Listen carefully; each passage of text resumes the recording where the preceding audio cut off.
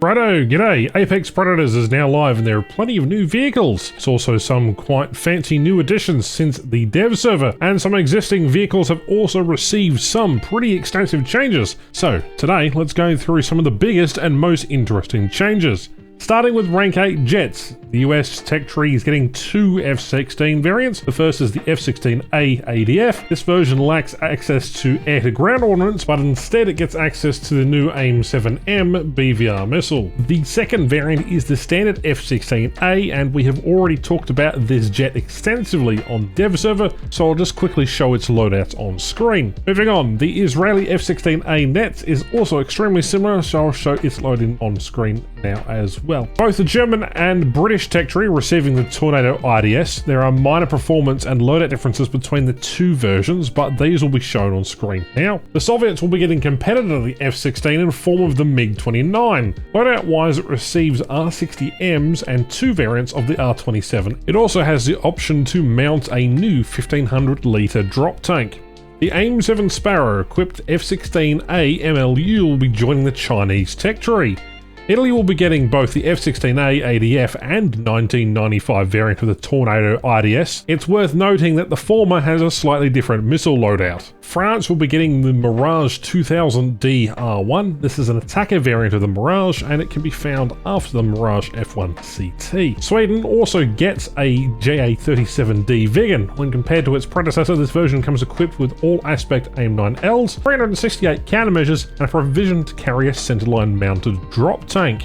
That is in addition to all of the Rank 7 premiums that have been added. This includes the German MiG-21 Biz Lazur M, the Italian F-104S TAF Starfighter, Israeli Kfir Kinard, the British F-4J, the Chinese J-7D, and the Soviet MiG-23ML. Additionally, we also have the Saab J-35XS. It has received some pretty substantial changes since the dev server, so let's take a closer look.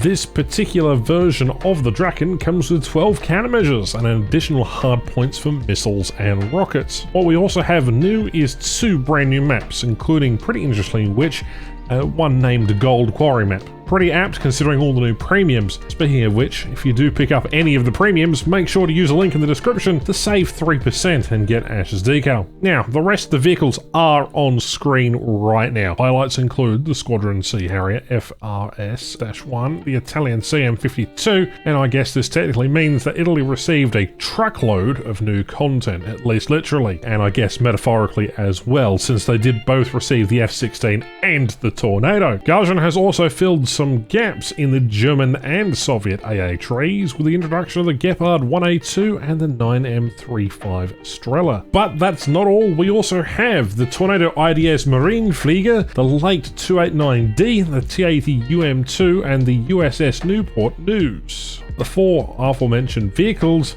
will be part of the upcoming winter event, starting later today, at least those of you who are watching on video release day.